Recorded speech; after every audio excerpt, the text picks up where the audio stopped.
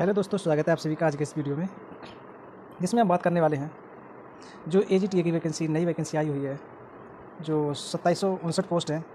इसका हाल ही में exam date वो रिलीज़ कर दी गई है। यूपी उत्तर प्रदेश के द्वारा जो कैलेंडर था वो रिलीज़ कर दिया गया है। उसमें भी एजीटीए की जो डेट है वो भी निर्धारित की कर दी गई है। तो ऐसे में स्टूडेंट के लिए कितने दिन बाकी हैं अभी पेपर के लिए? केवल 2 महीने। और 2 महीने में क्या स्ट्रेटजी होनी चाहिए जिससे हमारा एग्ज़ाम क्लियर हो जाए?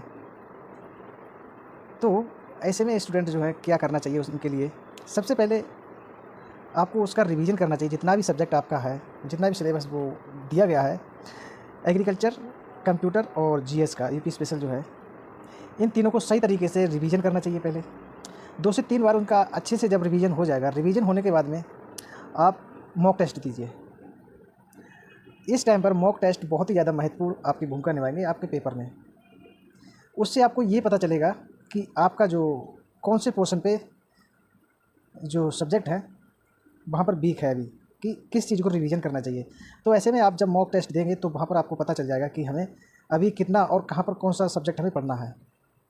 जब आप मॉक टेस्ट देने के बाद में उसका एनालिसिस करेंगे, एनालिसिस करने के बाद में ये देखिए कि हमारा कौन सा सब्जेक्ट से कौन से क्वेश्चन गलत हो रहे हैं, फिर उसी चैप्टर को दोबारा से अच्छे से रिवाइज कीजिए। रिवीजन करने के बाद में फिर दोबारा से नया टेस्ट दीजिए। यानी कि इस 60 दिनों में आपको ज़्यादा से ज़्यादा टेस्ट देने हैं, मॉक टेस्ट देने हैं और उनके साथ ही साथ उनका एनालिसिस करना है। अगर केवल आपने टेस्ट दिया तो आपका टाइम वेस्ट होगा, आपको कोई फ़ायदा नहीं मिलेगा। तो सबसे ज़्यादा यही बहुत ज़्यादा महत्वपूर्ण भूमिका निभाएगा कि पहले आप उनको मॉक टेस्ट दीजिए, उसके बाद उसका एनालिसिस कीजिए। एनालिसिस करने के बाद में ये देखिएगा कि हमारे कौन से क्वेश्चन और कहाँ से नहीं बन रहे हैं, उनको सुधार कीजिए। और रिवीजन साथ ही साथ रिवीजन कीजिए।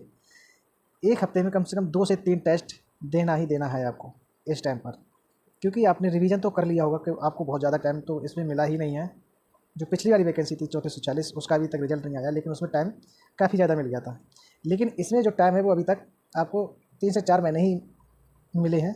तो उसी हिसाब से आपको रणनीति भी बनानी पड़ेगी एग्ज़ाम को क्लियर करने के लिए। एग्रीकल्चर का रिवीजन कीजिए। उसके बाद में जीएस कंप्यूटर के लिए आप दिन में 2 से 3 घंटा निकालिए डेली, और 60 दिन तक जीएस और कंप्यूटर पढ़ते रहिए।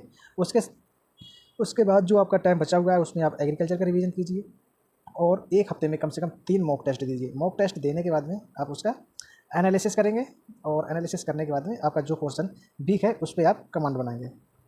ठीक है, धन्यवाद।